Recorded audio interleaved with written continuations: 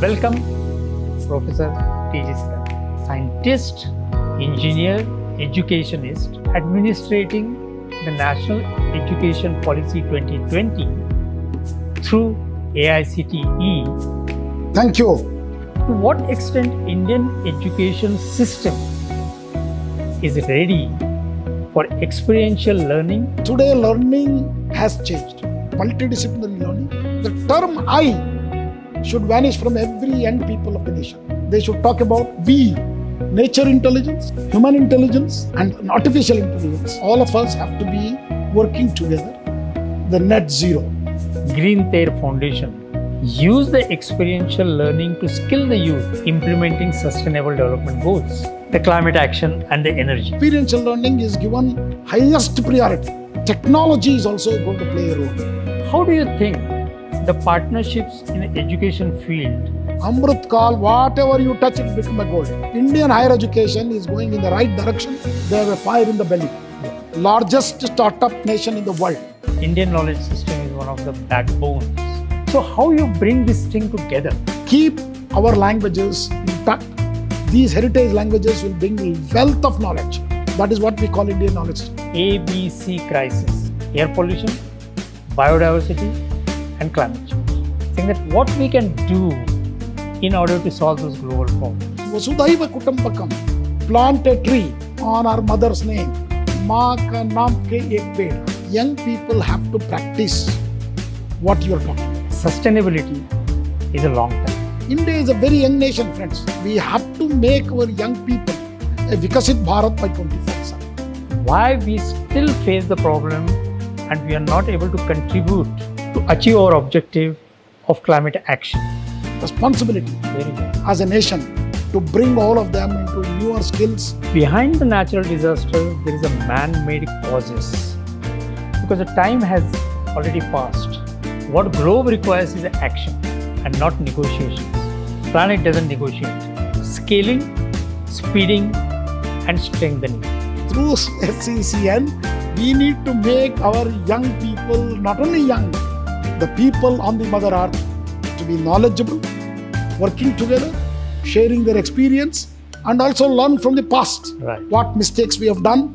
Smart Campus Cloud Network Yes. for sustainability and creating net zero campuses across India. That's all about sustainability. Right. And I wish you the very best. Inspired by the nature, for the planet, for our future.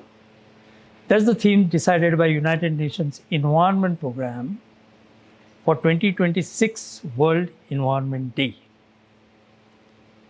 And I'm so fortunate to be sitting with Professor T.G. Sitharam, whom I know for a number of years, not only engineer, but a scientist, innovator, academician, and somebody who inspires the youth community in India. And that youth community is such an important factor in India's progress towards Viksit Bharat 2047, that we all have to take care of that when I talk to Professor T.G. Sitharam. Welcome, Professor T.G. Sitharam. Thank you. Namaskar. Namaskar. So nice to have you here, particularly when we are all sweltering in the heat, looking at the climate. That climate does not inspire us, though nature does. And trying to see how the India can make its path towards net zero, towards Viksit Bharat, towards the sustainable future. And we would like to hear a number of our views. Thank you, Professor Shinde. See, we are actually living in a very difficult time because of climate change is real here. We have seen a lot of floods. We have seen people not having drinking water to drink in summers. And this climate change is real because we have seen rainfall happening in hours when earlier days it was taking about 4 months. So in such scenario, all of us have to be working together towards the cause of what you have been dreaming about, the net zero. campuses one way, but in reality, the nations have to adopt this. That's true. So I strongly believe in, see, what nature has its intelligence. We're all living in artificial intelligence era. Nature has its intelligence.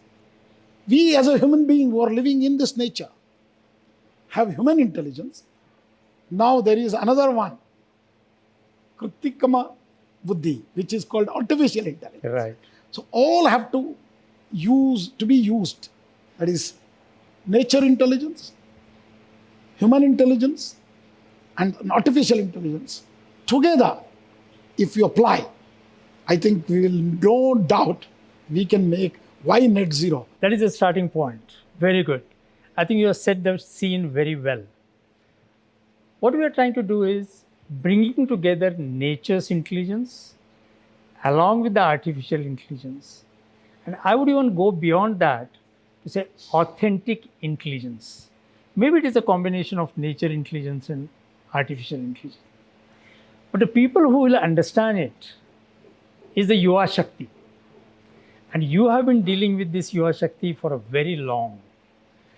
Not only when you are professor of Indian Institute of Science, not only you are director of IIT Guwahati, but as a national head of higher education institutes, particularly technical institutes.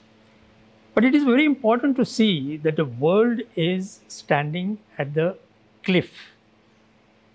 The cliff of technologies, cliff of climate, and cliff of disasters. But let's see what are the opportunities that we have. That is important to see. And our Prime Minister Modi recently, taking the difficult time in the background of the geopolitical war, has given a message of austerity. And that austerity measure, the 7 points, each one, in fact, directly or indirectly connected to the climate. And I feel that is a message, of course, for the nation, but mainly for the youth. Yes. And I want to know from you how this youth can be not only made aware of it, but they start taking action. Austerity may be short time, but sustainability is a long time. For Bharatiya, sustainability is not a new concept. See, look at our father of the nation, what did he say? We have enough for all of us, but we need to use it such a way that even our future generation has that. I'm talking about resources. Right. It could be water, it could be energy, it could be materials, it could be construction material, it could be anything for that matter. So I think appropriate time when the world is going through geopolitical tensions, Honorable Prime Minister Narendra Modi has highlighted an important austerity measures on energy, or oil, diesel, and in terms of what he asked us to see, work from home, then school children learn online. Today, after COVID, digital learning has become very, very adaptable. Right. It was not so in the earlier generation. So my point is, as a professor of Indian Institute of Science, I worked on disaster management. My area is earthquake engineering, and we mapped the entire country how the disasters could happen and hit, because we are the largest population, and also we are on the boundary of the major boundary thrust between Himalayas is actually a thrust boundary where a large earthquake can happen. But human beings around memory is very poor. We just tend to forget things. Last 100 years we not had big earthquakes, means we assume that nothing is going to happen. Similarly, whether it is floods, our country is large number of rivers. Right. So natural disaster is a natural to desh, Hamara India ko. India is actually bogged down with many natural disasters. So in this time, the young people of the nation, because we have 50% younger than 25 years age. Yes. 140 crore, we are the largest population. We have crossed China. So in this time, young people have to practice what you are talking about. I think one point emerges from here, that we are facing natural disasters, but that behind the natural disaster there is a man-made causes. And I think in order to identify that, do you think that is the youth between, let's say, 12 years old to 24 years old, those are the right kind of target audience to not only make the things aware to them, but they should start acting on it? Because the time has already passed. Maybe awareness is something we should have done decades back, but now is the time for action. So, what do you think?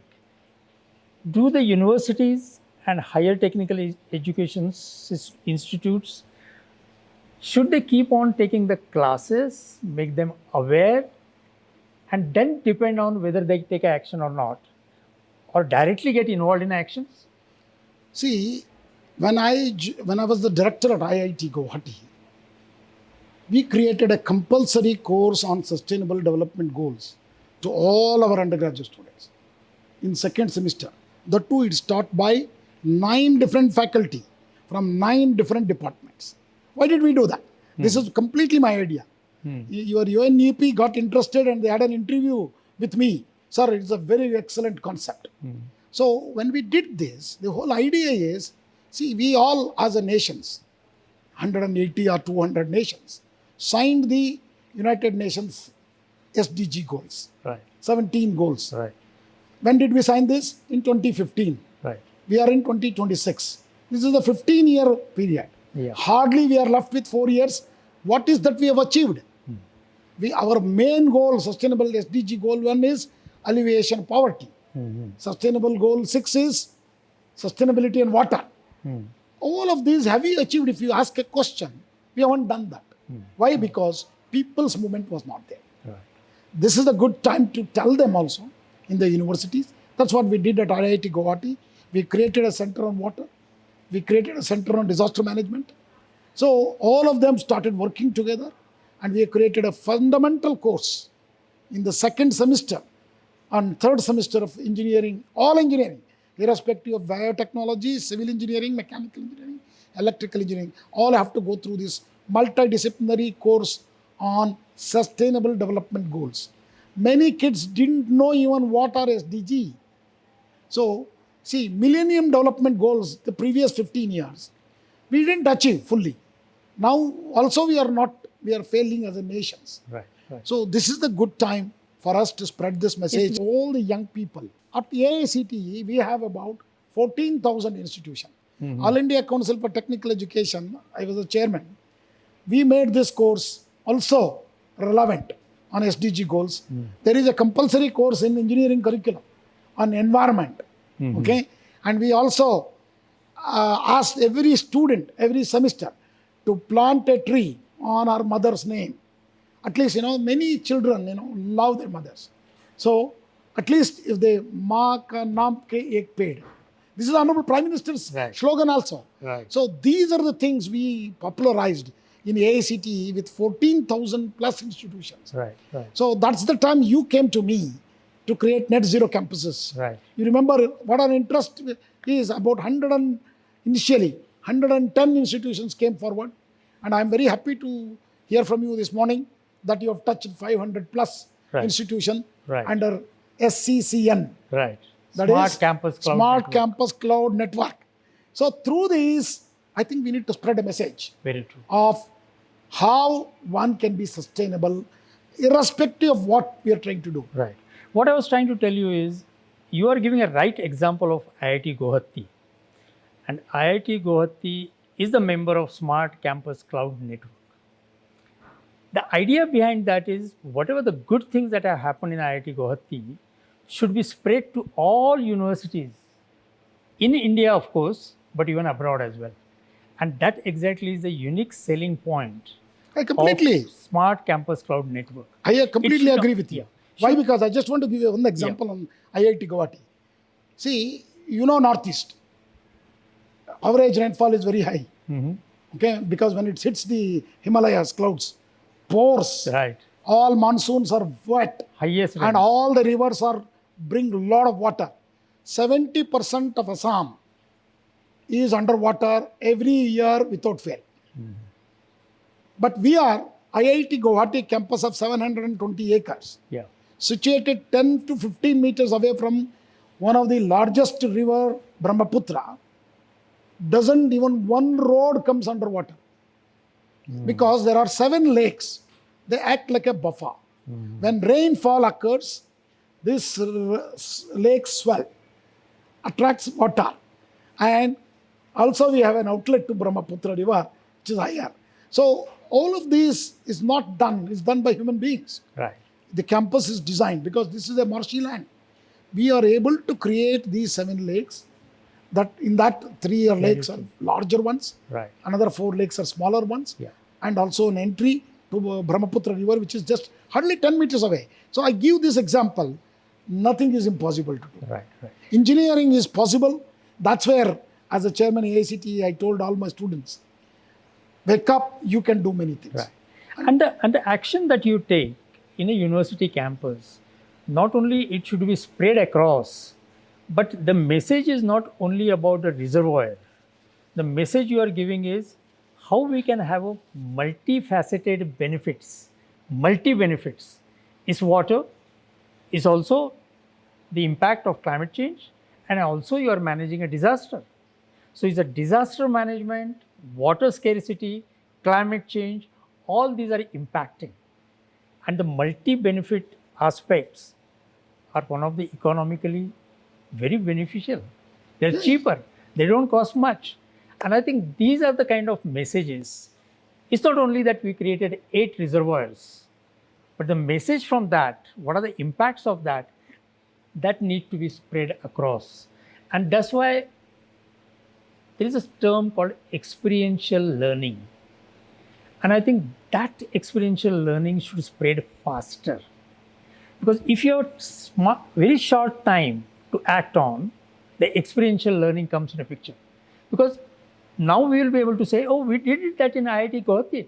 Let's do it fast. Let's not do a repeated research on that. So the Smart Campus Cloud Network really depends on this experiential learning.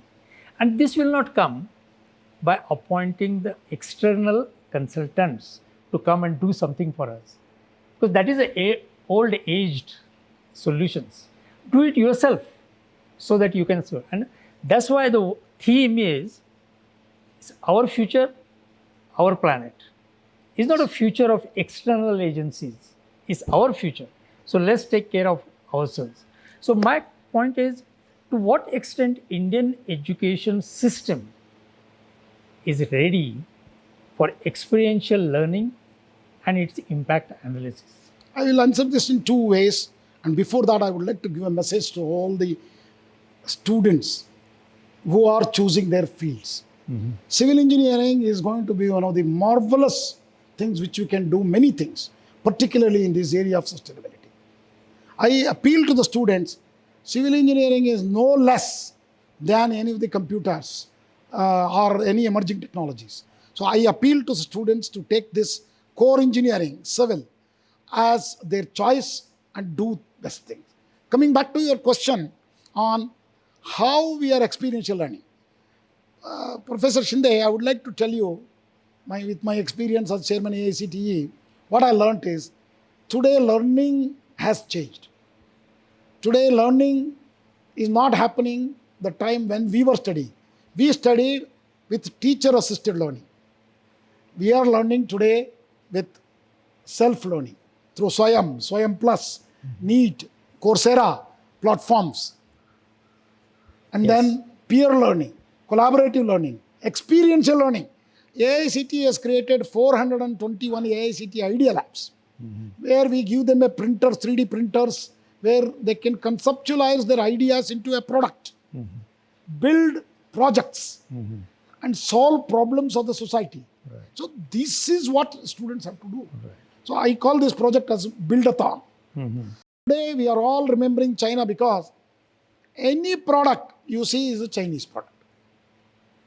They have made their people to build products, but we haven't made our children to think about product development. So I, at the AICTE, created a new fellowship called Productization Fellowship. That means students should convert their ideas through critical thinking, problem solving into a small product, so that this productization fellowship will support them for full 1 year or 2 years with 4-member teams. Why 4-member? Again, learning has changed. Yes. Learning cannot be done or to convert into a product by one single person. It has to be a multidisciplinary learning. They need to work together. It's a collaborative work. So the term I should vanish from every young people of the nation. They should talk about we. We can do it. That's the message I have given as chairman AICTE through all my engineering colleges. Come together, and Smart India Hackathon is one such example, wherein last year 500,000 students participated directly, solving the real world problems of the government of India. Right. Honorable Prime Minister was there in all the 8 Smart India Hackathon which has happened so far. Very good. I think important lesson is coming together. Professor Sitharam, we have a number of examples which are very successful at the local level, regional level, maybe even national level. And I'm mainly talking about sustainability and ecological issues. But a single most example of the whole globe coming together and acting on that are very rare. And I was fortunate to work on one of them, of protecting the ozone layer. And that came much before the Sustainable Development Goals. Sustainable Development Goals agreed in 2015, whereas the agreement to protect the ozone layer was agreed by almost all countries now, but that started in 1987, much before 2015.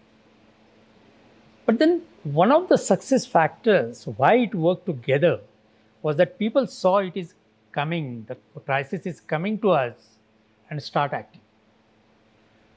And then we had a partnership with the governments, partnership in the region, and even a partnership at a local level to see how we can get rid of the chemicals which deplete the ozone layer. We don't see now that happening the global level now, and that is very unfortunate. The negotiations do take place, but the implementation doesn't take place. The policy developments do take place, but the policies are not implemented. And this has been a frustration even for climate change. So you have witnessed number of successes in the universities, at the regional level, at the local level, but we are not seeing it much at the global level. And the climate change is such a crisis that even if you take a local action, it's good, it inspires, but it is not going to be impactful. Because what globe requires is action and not negotiations. Planet doesn't negotiate. We are at the stage that we require action. And what do you think are the right kind of actions needed at the youth level, university level, higher education institute level? Because you said very effectively that we had such a great setup of demographic dividend. We have more than 300 million youth, more than 350 million youth. And what we can do it together. Does it disturb you that these youth we are neglecting them, not utilizing them properly, or utilizing them very inadequately? See, I just talked about working together. That means not I and we. So this should have happened in the same spirit among the nations as well. But unfortunately, world is completely divided today. We have several wars happening. We are witnessing. Everybody, starting from India and Pakistan, and then Ukraine and Soviet Union, and now Iran and America, as well as Israel. Many, very disturbances, and it is also reaching to South America and North America, everywhere. Canada and America also. So it's not a very good sign, as you all exactly said that. it's the collaborative work, working together can see the results better. There is no question about that. But we need to revive as a nation. Today, as India, is in a very good position to take this direction. And we have never seen such a leader in our lifetime of 75 years of independent India like Honorable Prime Minister Narendra Modi ji. Look at it, the kind of respect he has brought it. See, I myself, when I went to 87, we were treated like dirt. But today, with pride, with India as a Bharatiya, we can walk into any country. Right. Our good things were during COVID. See, we didn't only give vaccination to our people. 85 other countries we gave vaccination. So this Vasudhaiva Kutumbakam was there with Indians forever. India is the great leadership it can show today. And I think this is the golden time. That's what I'm trying to do, Professor. See, in this book, I have addressed close to about 200 institutions through convocations. So what I'm trying to do is inspiring young minds to embrace research and innovation for developed India, which involves the one what you are talking about, the sustainability and creating net zero, not only campuses, net zero cities, net zero nations. That's where we need to all work together. Right. There is no second question. You are maintaining this process of Green Ter Foundation, our organization, through an instrument called as a Smart Campus Cloud Network. The principle is exactly the same, that use the experiential learning to skill the youth for implementing sustainable development goals. And the net zero is directly connected to the SDG 7 and SDG 30, the climate action and the energy. Now the point is that today's education system is basically developed on examination papers. So we show the examination papers, you have 100 marks, people are very happy. But then climate is not happy because they have not taken action on climate. So what do you think is the fundamental need today?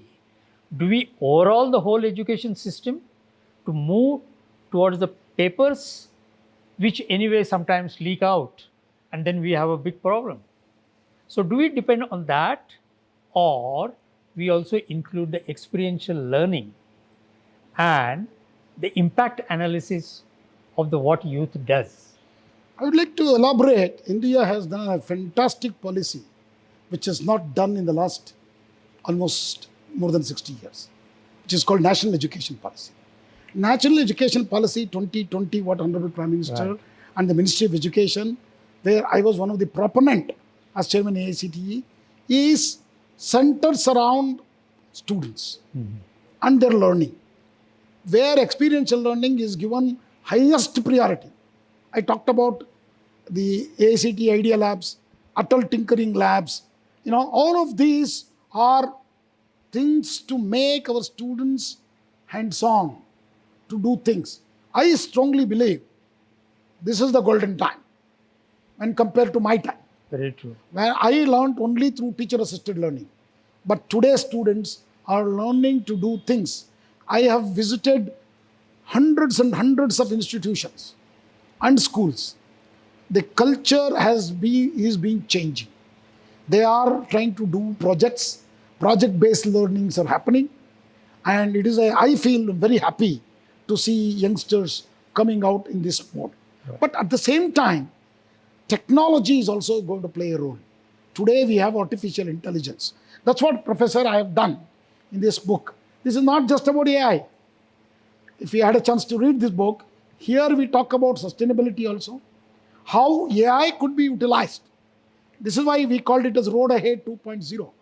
This technology, never ever in the world, we have seen such a technology. It's the disrupting technology, which is going to make things much better in every sector. Artificial intelligence, I keep saying, is nothing artificial. It's about augmented intelligence. It augments your intelligence in every discipline. whether it is in sustainability or water, energy, solar, whatever renewable sources. It gives you fantastic ideas for an ordinary human being, including a farmer. See, I am now working with a team of scientists on AI in agriculture. How artificial intelligence. See, all my automations can be done on my tractors and all the tools which we use for agricultural plowing and all, seeding, drones, to satellite. That's why I think this is the golden time. We never had all these technologies earlier. Right. And this is the golden time, sir. That's why Honorable Prime Minister says, this is Amrut Kal. Amrut Kal, whatever you touch, it will become a gold. Right. So gold prices are also going up in a lighter way. Very true. And I totally agree that Amrut Kal, in fact, when we started the Smart Campus Cloud Network, we used this terminology called as a U75. Because that started at the time when India completed its 75 years of independence. And now the Amrut Kal has started. Luckily for us, this Amrut Kal, which is what the terminology of our beloved Prime Minister is full of technological transformation that is taking place.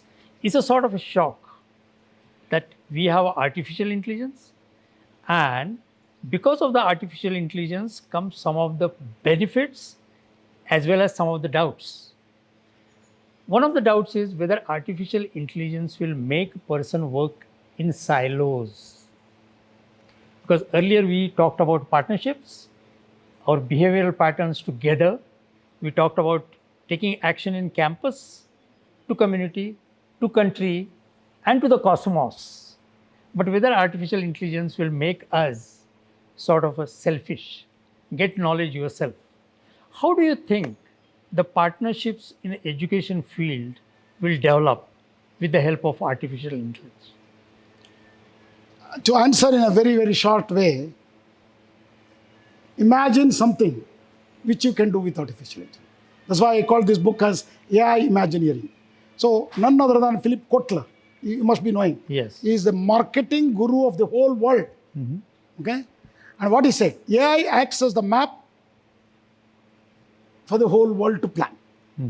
And I would like to also, because you are talking about sustainability, Professor Phoebe Kandori, chair of the United Nations SCCN Climate Change, given me a note for my book. What she says, the evolution of AI will be led by awesome tools, in this book laden with stardust. That means what I would like to say is, this is a golden time when the technology is disrupted so much for the benefit of the mankind.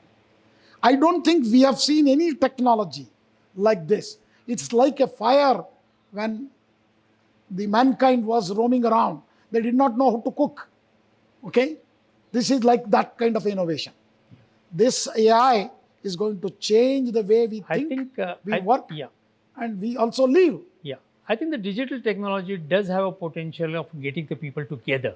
Yes. Because the way the communications take place, the message spreads so fast, and it could be very appealing message so that you don't get even an option other than coming together. Yes. And that is, I think, strength of the digital technology.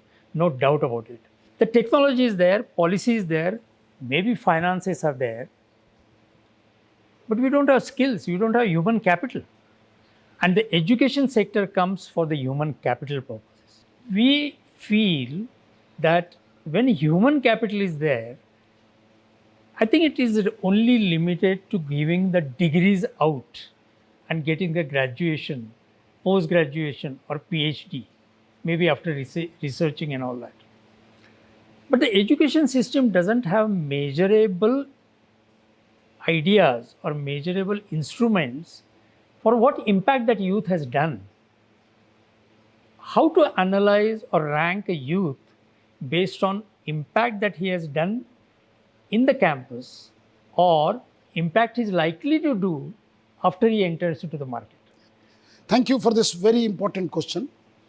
I can answer with authority on this because I was the chairman of All India Council for Technical Education, looking after all the engineering programs in the country. I was also the chair of the Human Capital Working Group for the AI Impact Summit, which happened in 2026, February, in Delhi, which attracted largest gathering on AI in the world, where Honorable Prime Minister led, and also it was led by where you worked for 20 years in France. The President of France was also part of that. What I would like to tell you today, we have produced close to about 1.5 million engineers every year. You might call them as bookworms, examination cracking people, but I will tell you, today you show me a company where our Indian engineers are not there. Our Indian engineers are omnipresent in every company, every country of the world. Recently, a survey has been done of the global capability centers. 4,000 companies, large corporations like Google, Microsoft, are having offices in India, okay, hiring our talent, engineers. So today we are suppliers of engineers for the whole world. This is happening with only our gross enrollment ratio of 29% in higher education. Imagine, as per our national education policy, if you reach that 50% like any other developed nation, our engineers are going to be omnipresent, solving the world's problem everywhere. So Indian higher education is going in the right direction with academic bank of credits, APAR ID, making flexible programs, taking dual degrees, learning through self-learning, collaborative learning, experiential learning, problem-solving skills. Nothing stops us to compete with the world. We will be the best engineers of the world. And today you can see that happening. 500 top tech companies are led by Indian engineers. Right. You imagine, they are all one or the other graduates of our colleges.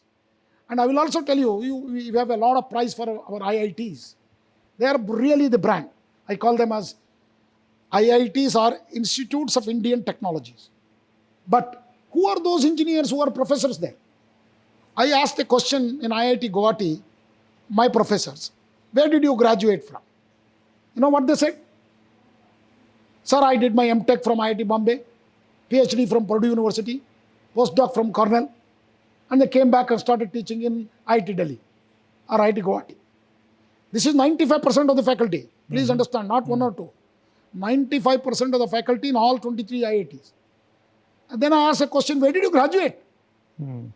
This is what we are actually looking down on our colleges. These are all the graduates of AICTE approved, what we ourselves call a second and third grade engineering colleges. So this has done a tremendous growth for India. So my appeal to the people is, this is a golden time to change the narration. Right. Our AICTE engineering colleges, whether it is private or government, have contributed extensively. Right. Majority of them come from a rural area, first-time learners in their family, first-time engineers. They have a fire in the belly. Yeah. They are very eager to do something. Yeah. I think this is the golden time for Indian and Indian youth. Right. This was never there before. I'm telling you, in numbers, because we have to look at the scale. Yeah. We cannot be looking at 5 IITs. Yeah. I'm talking about 3,000 engineering colleges. Yeah. 3,000 engineering colleges. That's right. 23 IITs. Right. Together, I think we are supplying engineers for the world. Very true. I think there is no doubt the demographic advantage, the youth intellect, as well as their capacity to absorb the knowledge. We are extraordinary in the world. There is no doubt about it. Can I give you some statistics? Yeah. We are largest startup nation in the world. 200,000 startups we have started. And we are the largest PhD producers in STEM areas. We are the third largest in research publications and patents. Okay, this all did not happen in 75 years. It happened in last 10 years. Very true. 10 to 15 years, growth is amazing. And I strongly believe that we are going in the right direction. We should give more fillip to our higher education. And thanks to NEP, and this is the time we need to think positively and give opportunities for young people to do things. Yeah. And I have one book coming next year, Campuses to Nanocons. We are not going to create only unicorns. We need to create many smaller entities, startups, so that they give jobs, they create jobs, they are job creators. So that's where you engage the young people. Very true. And that is where I think the nation is going. I think there is no question or there is no second opinion that we have the strengths in terms of our Yuva Shakti, as our Prime Minister keeps on saying, and world has acknowledged it. There is no doubt about it. The question comes, why we still face the problem and we are not able to contribute to the solving that problem at a global level. Let me give you a little bit of background of it. No doubt in a climate change, whatever the ambitious targets we have taken, we have fulfilled. We are not only fulfilled, we have fulfilled it ahead of the time and much better. And the new targets that we have now set up under the leadership of our Prime Minister, those are more ambitious, not only ambitious, but they are more impactful and going to be meaningful, and we have confidence that we will fulfill it. But the point is, India is not the only country in the world, and some problems are the global problems. So even if India advances fast, we are not able to solve the global problem. So there is a need for the people to, the universities to come together, is not only in India, but the universities abroad as well. So I want to know from you that Smart Campus Cloud Network, which has about 550 universities now in about 16 countries apart from India, including China, including Latin America, and including Africa, how we can take it at a fast forward move to achieve our objective of climate action, because that's what 2026 World Environment Day talks about. I agree with you. I already told you, we need to work together. Not only campuses network, even countries together, but it's very easier to said and done. So let me also address the other issues. What India has done. Let's take the space technologies. We are not just a 10th or 15th in the world. We are in the top 3 of the world. Our technologies, what we have made, innovation. We made our moon landing at a cost of less than a Hollywood movie. Our Mangalyaan is less than a Hollywood movie. Right. That means what we have brought is innovation in reducing the cost. That's why I said there is a lot of learning from India can be given to the whole world. And let me also tell you in the defense sector. Today we are exporting to 80 countries our defense technologies. And we are not doing that 10 years back. The third is, I went to Homi Bhabha National Institute, not very far away from here, Mumbai. I gave a foundation day lecture. After that, they took me to all their reactors. First time I had a chance to visit the Homi Bhabha National Institute, which Bhabha created. Mind-boggling. Please understand, we were banned by all the developed world from last 70 years. Yes, correct. In these 3 technologies, Right. space, defense, and atomic energy.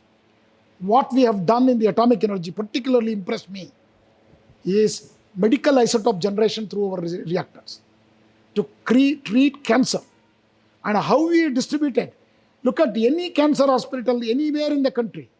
7, 8 are there in Assam. All that fusion material is submitted as medical isotopes in a very careful way to entire India to treat cancer patients. It's not an achievement. Yeah, It's a great achievement. Yeah. I can tell you, But here, we haven't done our own evaluation. Yeah. We still talk about negative about India, and that negativity among the youth should go. But we have no doubt about it. And I don't think it is contestable. We are not contesting that at all. I think we have strength. The point is how we can use it for getting the global benefits on climate change. We have done it. We have done it. DPI, digital public infrastructure. No, what but I'm we have talking about a created. global issue. Temperatures, the global warming is not coming down. So I we will are talk about doing that. ourselves best in terms of a pocket examples, or probably Indian examples. I think India, for example, COVID-19, we did a great job. In digital technology, we are flying high in number of multinational institutes, no doubt about it. But today, what we are talking about is whether that is going to inspire us to do something for a global thing. Professor. And what will be your advice on that? Yeah. Professor, look at it. The earlier days, we were banking systems. How much saving it should happen? Yeah. So it saves everything and every material. See, digital public infrastructure, what we have created, either in education or in UPIs, is mind-boggling. It's going to change what you are talking about, okay? Because transactions become paperless. Please understand, all digital. So how much saving of the trees have been done? This is mind-boggling if you think about as a collective work. Coming back to your networking, we need to work together. There is no question about it.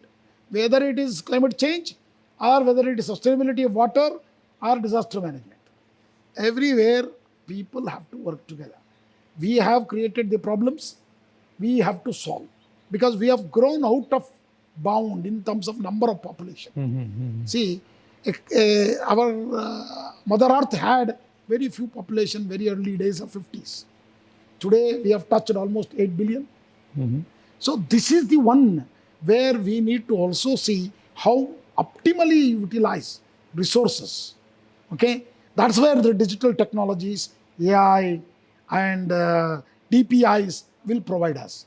I think this is the good thing to going on. There is nothing we can stop. So we cannot complaining all the time. We have to show positive success to our young people. See, you can do this. That's how the 200,000 startups have been started by Indians. Right. We, in our blood itself, we are actually, if you look at, you go to any America, all motels are run by Indians. I just gave you a simple example. Yeah. So what I'm trying to say is, so we have a inbuilt in our genes that we could be a good entrepreneurs.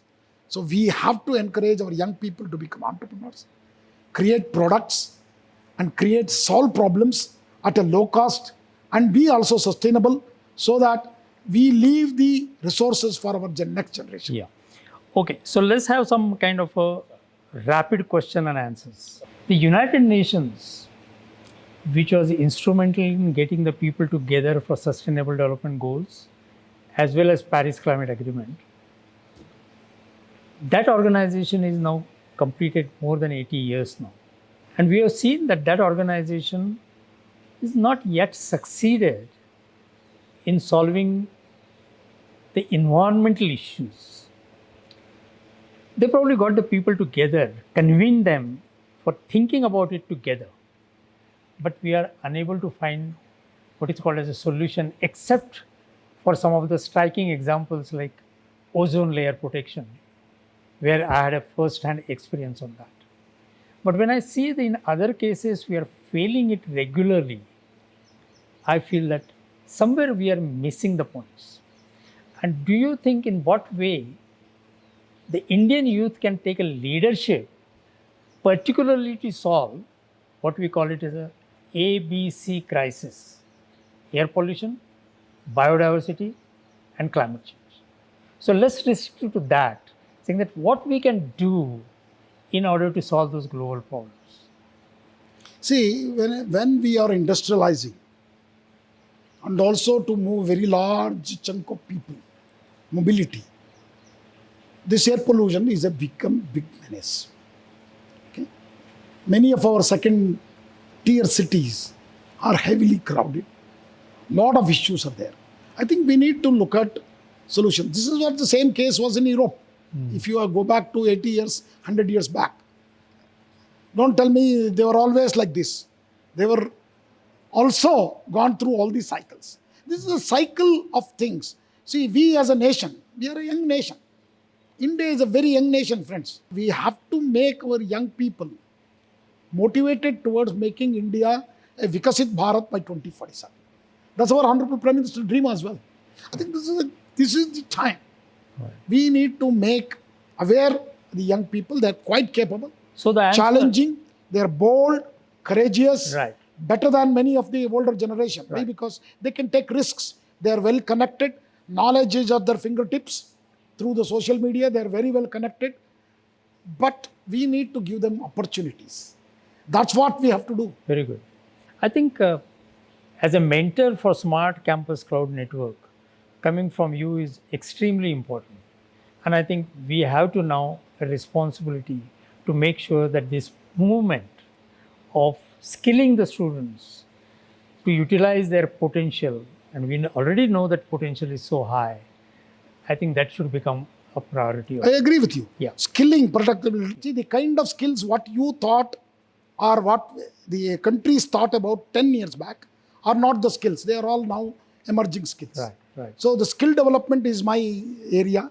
I focused it on, that means every student has to be learning newer skills. Right.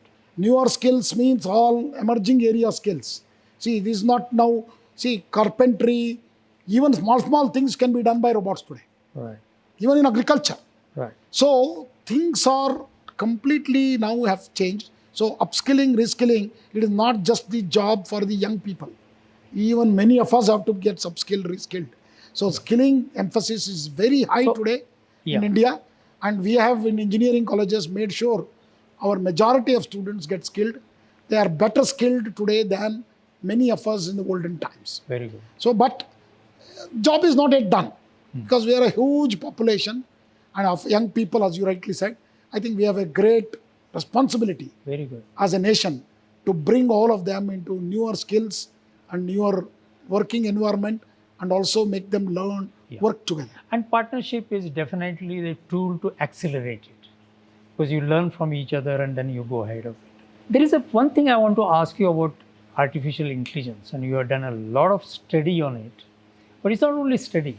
I think you have interacted with the young minds to find out what exactly are going to be the impact in future. We also talk about Indian knowledge system, which is there in NEP 2020, as well as the education institutes now recognize that Indian knowledge system is one of the backbones on which the development can take place. But let's look at how the AI works. AI works based on doing an analysis of the data which already exists. And the point is, many people say that data exists basically because the Western people have done something which is not part of the Indian knowledge system. And Indian knowledge system's data is still remaining somewhere tied up, maybe in the libraries, maybe in the manuscripts or something. So the AI doesn't have access to it. So how you bring this thing together? Do you think this is a challenge at the institute level, or it is a challenge at the national level? So today, I completely agree with you. Data is the new oil. Okay, data is the new oil. Or I mean, oil is energy. Yeah. So today's data is the new oil. So if you look at it, where is data? This data is generated. Generated, correct. Who are the people who are controlling this data? Facebook has 350 million, 35 billion people, right? Facebook, and then Instagram, and so who are the users? Large number of young population of India. So our data is being given very freely to them. We don't even have one app downloader, like for example, Apple Store. Okay, today if America stops Apple Store and Google Store, Play Store, entire world is stopped. Is this the way to do things, technology development? That is where the AI is going to come into big picture. So we need to now make our own products, our own data sovereignty. That's what we are talking about now. We have to create sovereign AI within our nation, within our country, not only data, servers, and then whatever data we produce, use that. And in that, Indian knowledge system is also going to play a major role. Right. Because this is a society, that is India, as a 5,000 or even, I say it differently, almost 10,000 years of history. Okay, this 5,000 is a British story. Okay, I feel strongly our Kashi town, city, is a city immortal. That means we don't know the age of Kashi city. So there is such a fantastic knowledge. So how to bring that data into the system of We AI? are already doing it. AICTE had a Indian knowledge center. We started collating. That data is being collected. Yes, Yeah. and for that, languages are important because India has 100 plus languages. Out of that, 22 languages are official languages. Right. So what AICTE has done, we started now putting all our textbooks in 12 languages initially, 22 languages, constituent languages.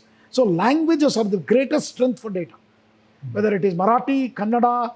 So that's why we started engineering programs in these languages. First time ever. See, do the Japanese or Germans learn in English? We are the only country. Right. So we now moving that into, we are not against English. English is given us the strength now as a global language. But main important is keep our languages intact. These heritage languages will bring wealth of knowledge. That is what we call Indian knowledge system. Right. So AICTE has done plenty of work. One project I would like to highlight to you of the Ministry of Education, okay, several of my colleagues have worked on it, is a mind-boggling project. Bharatiya Bhasha Pustak Scheme, BBPS. Honorable Prime Minister has given 7,200 crores for this project. The idea is, think about writing a book is not a very easy thing. It is a research and happening through Indian knowledge systems. So language like Sanskrit has to be learned. So we have revived the Sanskrit language through Samskrita Bharati. Many positive things have happened Very good. in the last 15 years. Yeah. So languages are going to be the strength of our nation. We have to restore them and give them a complete authority for every state to use their mother tongue in the classroom. I appeal to all my teachers actually at AICTE. Use your mother tongue to talk to students other than English. Okay? English anyway they will learn in the school as well as in the college. Okay? They are good already, better than my generation. But today, restoring the faith and confidence in our mother tongues are very clear. Yeah. So coming back to the theme of World Environment Day, I feel that now you being the mentor of Smart Campus Cloud Network, and we are talking about the future of the planet, the future of the civilization into that. And knowing that this movement of Smart Campus Cloud Network is spreading fast, how we should start seeing its impact and what more needs to be done? I told you, Smart Campus Cloud Network is a collective work of, That's true. is a collection of all institutions Very good. in the direction of sustainability. There are two things we have to look at. One is our Mother Earth, which is made up of soil, rocks, and trees and all that. Another is the human beings who are in that Mother Earth. So that's why our human beings we need to train. That's what I am talking about. We, through SCCN, we need to make our young people, not only young, the people on the Mother Earth, to be knowledgeable, working together, sharing their experience, and also learn from the past. Right. What mistakes we have done, don't repeat that mistakes. Create a wealthier and a better society for not just for us, for future generation. Yeah. That's all about sustainability. Right. We have the target. It's not just a slogan for World Environment Day. And I think Professor Sitharam did correctly say that working together with innovation, with the latest technology, is something we must do it in a speedy way. So I think there are 3 S comes in a picture: scaling, speeding, and strengthening. And I think Indian universities not only can contribute, but they can partner with the best brains abroad to make sure that our planet is a good future. I would like to end by recalling the achievements of Professor Sitharam and how they are related to the Smart Campus Cloud Network. Professor Sitharam is known for his studies in the rock. We all know about rocket science, but how many of us know about the rock science? And he knows about the rock science, though he did talk about rockets as well. Now that rock science is, I would say it is a metaphor. The Indian youth represents the rock, is a rocky foundation of the climate safe future that we are trying to build. And Smart Campus Cloud Network gives a method to move towards that. There is another achievement of Professor Sitharam, is the highest bridge on Chenab, which is built on by taking the support of the hills, Himalayan hills, which are the young hills, and those young hills represent the youth of today's India. And those youth are studied, their interiors are studied to make sure how the Chenab Bridge can be built.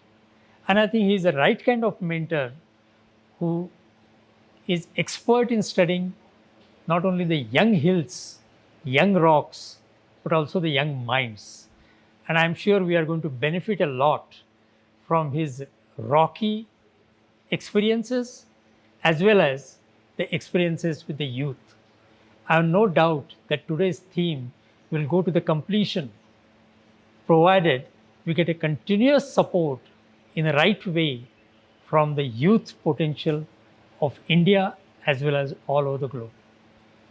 Thank you. Namaste. So I would like to end on the Rocky Foundation. Rocky Foundation is another attempt we have done for the Sri Ram temple at Ayodhya. We have created a foundation which is like a solid rock, 14 meters deep, 125 meters to about 100 meters wide, and that our new temple, Sri Ram temple at Ayodhya, is standing. That design also was given by me. Why I mentioned is you talked about Rocky Foundation. That's the foundation has been put right, and we have now a dream of 1 billion people wanted to see Sri Ram temple is ready and beautiful and majestic. And Ram, why Ram is known? Ram is known for good things. Even though he faced the lifetime problems, but he was always the winner for the society. So that is the time has come.